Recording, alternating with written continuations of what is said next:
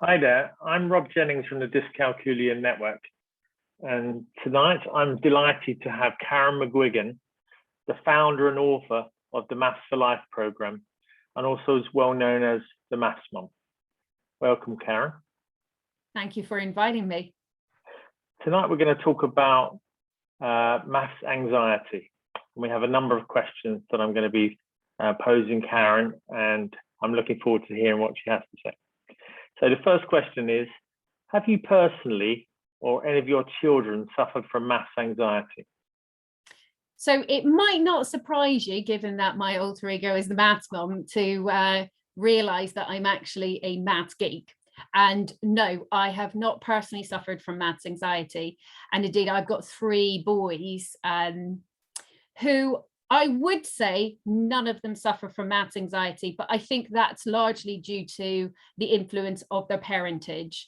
I actually, ironically, hid the fact that I was a maths geek at school and for most of my adult life. So it's really taken me into my 40s to come to terms with the fact that this is something I love. And even still, telling people who have never met me before what I do for a living normally gets a reaction of because obviously I'm, tackling a subject, maths, that is just a little bit unloved, shall we say. Apart from the anxiety bit, maths tends to be a bit unloved by the generation that I sit in. So no, we have none of our household currently, and I say currently because things change, but they are not suffering from maths anxiety. And again, I would know that because I would be able to identify it. And indeed, working with them in COVID allowed me to really see into their mindset. I can tell you now, if there was such a thing as poetry anxiety, myself and my youngest son suffer from it. Thank you very much. The second question is maths anxiety common within the Down syndrome community? So obviously, those people who know me will know that the Maths for Life program is something that has been brought around because my middle son has got Down syndrome, and it's actually, the program is addressing largely children who have got moderate learning difficulties, and therefore because of that I have been doing a lot of work within the Down syndrome community. And this is an interesting one. It did make me think, in the true sense of the word, whether children with Down syndrome have indeed got maths anxiety. And I would say it's really hard to know, because one of the things that we have an issue with is the communication. They're not really understanding exactly why you would be feeling anxious, or indeed what anxiety is. So again, with children, maths anxiety can go unnoticed because it may translate itself as a stomach ache. And it's fair to say that children with Down syndrome may indeed display these, but with the lack of communication as well, it's sometimes really hard to unpick exactly what it is. But from anecdotal evidence from parents, what I would say is, again, like most children who would suffer from maths anxiety, that complete turn off and negative association and kind of feelings have been obvious in some cases, where it's maths isn't even entertained as something to do. But maybe sometimes with children with Down syndrome, it can be a little bit more black and white. They don't want to do something, as opposed, and they're more vocal about it. So sometimes the communication skills actually say no, categorically not, as opposed to entertaining it and maybe getting anxious. So I hope that answers the question. I believe maths anxiety is prevalent wherever you look. But whether or not it's actually, it is something that happens within the Down syndrome community, it's probably not something that is easily identifiable, as opposed to some of the other things that we might be facing. Brilliant, thank you. How do you think that maths anxiety in parents affects their children? So this is one thing I can answer. So the Maths Mum originally set up to help parents help their children. That's what my goal was, because I live in an affluent area, and it became very apparent at the school gates that liking maths was something that was a rarity. And actually, some of the comments that I heard from parents was quite scary, and things they were happy to say in front of the children. So one of the reasons that I set up the Maths Mum was to help parents tackle their own maths anxieties. And one of the first publications I wrote about was the fact that maths anxiety, there was a research piece of work done in the US. It's been since validated with Cambridge to say that maths anxiety was hereditary. It can be passed on. And this was something I tackled with parents who came on my courses to say, if you're saying maths is difficult, or you hate maths, or you can't do maths, and you're actively saying that to your child, what is the impression your child is getting about this subject? You are not giving them or setting them up for success. You're actually giving them the validation to feel. If mommy can't do it or daddy can't do it, it must be difficult. I don't get it, but my mum's rubbish at maths, and she said I would be too. Heard out of the mouths of a child. So maths anxiety in parents is something that I absolutely say it's hereditary. And if you don't have the right attitude towards maths, it will affect your children. And this can be in loads of different ways. It can be in the things that you don't even realize you're doing, that when the maths homework comes out and they say, could we ask for help, when the child asks for help, mum finds 15 other different things to do. And actually children are very, very, high in emotional quotient. They feel exactly what their parents, they know when their parents are happy, they know when their parents are sad, and they can sense when a parent doesn't like something. And if they don't want to do something, then they're avoiding it. And again, all of that translates into giving the child a sense of, well, this is an interesting one. She helps me with my reading, but she won't help me with my maths. What's going on there? And I'm going to say this controversially, when we actually look at parents, I've also worked quite a lot with, because of the Down syndrome aspect, I've worked quite a lot with teaching assistants and teachers. And it's fair to say that some of our primary school teachers also suffer from maths anxiety. And that's not to say that they're not amazing teachers, but they can still suffer from maths anxiety. And what this means is sometimes they're challenging themselves to teach their children. And, I liken it to the fact that not really a languages girl. So if I was setting myself up as a primary school teacher and had to teach an element of language, or indeed poetry, I would have to face my own anxiety to do it. I'm not saying I couldn't teach it, and I'm not saying that about teachers, but maths anxiety supersedes your ability to teach. You can have an anxiety towards it. It can be something that you don't really enjoy. It deep rooted, it scares you. And that means that maybe if you come up against a challenge, or you need to think about it in a different way, your anxiety will block you being able to do that. So actually parents, teaching assistants and teachers in primary school, I have to hasten to say in primary school, because obviously our secondary school teachers tend to be more specialized. They can still suffer from this, and it can, it can come out in ways that children understand, children read. And again, it can be passed on from generation to generation. And we as a generation, I'm going to put you in the same generation bracket as me, we have a shocking relationship with maths, absolutely shocking across the board. I do presentations, and in one of the first questions is, why is maths a challenge for children? And I put a lovely little picture up of a little caricature of me with a big heart and a maths. So I love maths. And I ask people on the workshop to put up their hand, who's like me? Normally in every workshop, I get one or two people proudly putting their hand up. And then the next slide is a caricature of somebody running away from a baby holding, or a child holding a times table question. And I said, so if that wasn't like you, is this more like you? And the hands raise up. So the majority of adults in the UK, it's fair to say, do not have a good relationship with maths, whether it's maths anxiety or just not a good relationship with maths, they just don't like it.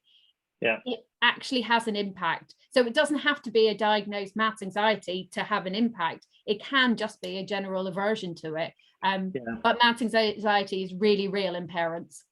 Absolutely. And I like your point about the teachers and teaching assistants. We have to sort of, as a team, reinforce positively maths attitudes to learning. So that's great. What tips would you give to a parent whose child might be suffering from maths anxiety?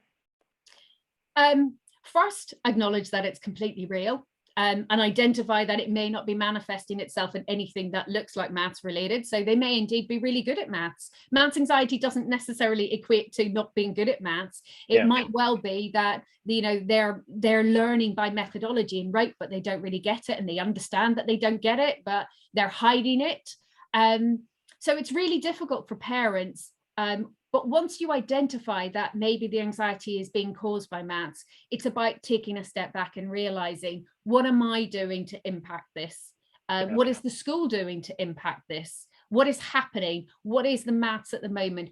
At what point did it start? Because in most cases, and I'm going to address parents again, when I actually talk to parents about why they have not a nice relationship with maths, most of them can cite the exact moment a teacher said something to them, or an exact moment that something happened in a classroom scenario that basically affected their whole relationship with maths. And this is 30, 40 years on from the actual incident, but it's as clear as day.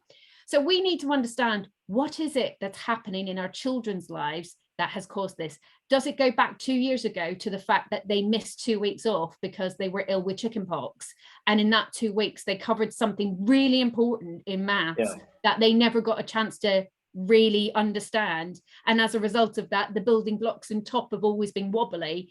You know, was it a case of there's something that happens with a teacher who the teacher likes to do that, you know, task or technique, and it really puts them, you know, uneasy? It might just be something like that, but trying to find out what it is and sometimes that might be best done by another person, not the parent, but also telling them it's okay. Absolutely, it's real, it's okay. You know, maths isn't scary, but something about it is causing you anxiety, and we need to understand what that is. What I don't want parents to respond to maths anxiety and say is, yeah, it's okay, I was rubbish at maths too. It'll be fine. I wish I had £1 for every time I heard that. Yeah, because that's not helping your child. That's again going back to this idea that it's okay. It's about trying to find the root cause and figuring out what I can do to make it better.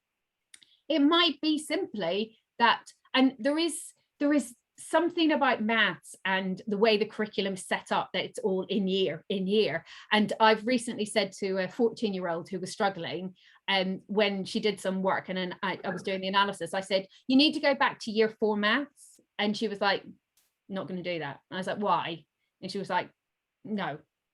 I was like, but that's what you need to do. You need to go back to that level. You need to go back, because that's the level at which you started breaking down, and we need to go build it up again. And there was this absolute, and the parent even stepped in to say, yeah, she doesn't need to go back to year 4. No. We'll start. And it was like, I'm not really making much sense, but it's that mindset that actually the best way to eradicate maths anxiety is to take a couple of steps back. Go back to when you were actually happy, and let's start again. Find out what was the bit that actually went wrong. Where was it? Was it just that simple concept that threw you because you missed some of that time off? Or was it a case of, actually, I just didn't get this. We skipped over that bit too quickly. Okay. But the major thing that we forget about is we can't just move on. You can't just take somebody who's got maths anxiety and go, okay, let's just move forward and keep going. You need to find out what the root cause is and address it, and actually make it, almost not make it better, but fill in the bits that kind of remove the anxiety. Interestingly, through my parents' courses, one of the things I did was break down partitioning. Oh my God, they were like, why do we do partitioning? And there was a bit in every time I did the course where I showed the partitioning and this idea that you could partition numbers in any way, that suddenly made the whole exchanging made clear. And parents literally, every time I did it and demonstrated, it was like light bulbs going off. That makes sense. And it's like, okay, so I've just demonstrated something to you that your children will have that kind of they won't have the light bulb moment because they won't know any different. That's how they're learning it. But this light bulb moment for parents was filling in a gap that was never filled in their education. And the way maths is taught today is actually better. It's much more wide scope. It is better. Our children are getting a better understanding. I'm not saying it's perfect, but it's better. But those light bulb moments with parents made me realize that if you have that gap in your own knowledge, how do you translate that into your child? So tips from to parents, and this is not a set, I'm not doing my maths mom courses at the moment, so it's not selling my courses, but go figure out how maths is taught today. Go educate yourself on the terminologies, because if a child's asking for your help, maths at primary school is not rocket science. You should be able to do it easily. And I say that in the nicest way possible. Most of us, when they say I can't, it's because of their own, confidence. But maths is actually very accessible if taught correctly and followed. It's really accessible. And the more accessible it is to parents, the easier it will be for children, because you can communicate. And obviously, I'm sure a lot of parents found that out in COVID, in lockdown, and didn't pull their hair out or sink to the bottom of a wine bottle at the end of a day doing partitioning. Thank you. If I had £1 for every time I got asked whether I could tutor their children, I would have been really rich. Except most of the parents who asked me, it was like, you do realize I'm educating my own 3 kids. Well, but yeah, it's one of those things that from tips from parents, going back to what I said, is it's real. Yeah. But rather than trying to put a plaster on it, let's find the root cause and address that. That's good. Yeah. And finally, as a parent, what can we do to promote this condition to the wider world? I think what you're doing with the Maths Anxiety Awareness Day is amazing, and I fully support that. I think more awareness, parents need to be aware that we as parents, we make it happen as well. We cultivate this anxiety, and we need to realize what our actions are doing for our children. I think, we need to have it more recognized within the school environment. So rather than, again, yes, light touch, yes, maths anxiety, we need to have it recognized as something, and it's, it is diagnosable. There are assessments out there, ironically, you can tell, a parent, you ask a child and they literally go, when you say math, you can kind of go, they've got no fingernails left. When it comes to maths lesson. Yeah, exactly. You can really tell children, what they enjoy. And there's a real interesting, I'm going to say this because I've volunteered in the schools and the local school. But I did a year 2 end of year, couple of end of year kind of quizzy kind of things, but children had to give me answers to questions, so we could do it was literally does your teacher know your own class? And one of them was, do you prefer maths or English? And interestingly, at the end of year 2, the majority of the class preferred maths. Asking the same question at the end of year 3, flip over. And what happens in year 3? We start memorizing times tables. So there is a point up until the kind of, I call it the end of Key Stage 1, where maths is investigative, it's interactive, it's probably some of the funnest curriculum they do. There is a point where it crosses over into that dread, and it's when the times tables come. And I think there is a sense of, we need to, as a society, as parents, recognize that there is an element of maths anxiety that's truly caused by this idea of memorizing times tables, when indeed you don't actually have to. So, how can we promote this, to parents, is we don't need to memorize times tables. There's other ways of doing it. And I think, I know that Stephen Chin is on your webinar. I've got his books here, and he says the exact same thing. You say the same thing, is there are other ways of doing things, and as parents, we need to get this message out there consistently to children, to teachers, to TAs, that actually some children are going to find this really hard. It will start maths anxiety. It will start, the breakdown of relationship. We need to do something different. How about we try something different? So I'm all for the fact that, highlighting this love of maths at the early years and the Key Stage 1. How can we harness that further without, with still the need to understand what multiplication is and understand what the times tables are, but without ruining that relationship with maths and causing maths anxiety. I'm not saying that's a root cause, but it's certainly a big tick box on it. No, I agree with that 100%. So thank you very much, Karen. Is there anything else you would like to add on this topic before we go? I think yeah, but I mean, it's always to the parents, think long and hard about what you say, but I know I spoke to you before this call, but I've been working on a pilot with parents of children with Down syndrome, and actually just working with parents on their mindset and language and understanding of the basics has really made an impact to those children. And I think if we all took that time just to basically understand and use mathematical words more in everyday life, and I mean that in the kind of it's not just the obvious words, but actually the wider sense of what maths is about. If we spent more time talking about it, or talking about how it relates to our lives, where maths is in our lives, our children will understand the value of it. And one of the big things I say with all children when it comes to maths is the more they realize what's in it for them, the more motivated they'll be. And actually, the more motivated and positive they are, the less maths anxiety will actually be allowed to, to take root. And that comes from parental and understanding the bigger picture and using maths more. And it's things like, understanding we don't use money anymore very much. We don't, nobody's got cash in their pockets. Everything's gone beep, beep, beep. So let's talk about value. Let's talk about things being expensive and cheap. Let's talk about things in everyday life. Don't shy away from those. Talk about them and make maths relevant, because the more relevant parents can, understand. And, the classic one that you get is, I don't use any of my maths in everyday life. It's like, actually, what day is it? Yeah, exactly. It's like, that's maths. Actually knowing the days of the week, knowing how many days are in a week, that is all maths. And we forget all the basics that are covered in maths. So I think that's my point to parents.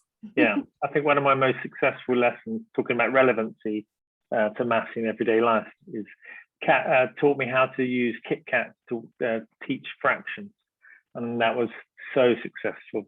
And so it went down really well. So the best maths is done with food, and I've absolutely advocate that. It's that literally you can go into your kitchen and I can give you a whole math syllabus on what's in your kitchen cupboards. Absolutely. And I've done classic ones with cutlery, with things like that. I'm all for what's in your kitchen cupboard. You don't need to it's not rocket science. And I do one of the ones I love saying is what's in it for me. If you get a motivated child, if you actually get the motivation right, there is no stopping a child. And one of the things I loved studying in my courses is about Lance. So I got told children with Down syndrome couldn't remember more than 2 packets of information. So that means 2 digits, or two. It was 2. That's so therefore they could never have a passcode. I was like, not sure I believe this. Sure, if there's enough motivation, Lance will learn a bigger number. So I set his iPad code as a 6-digit. I thought, I'm not even going to go 4, I'm going to go 6. Let's see how long this takes. And it took him 6 weeks, several locking up of iPads, one quite long, but we got there. And while it was locked, we explored what a minute felt like, what 5 minutes felt like. What the 24 hours felt like was a lot. But we got there.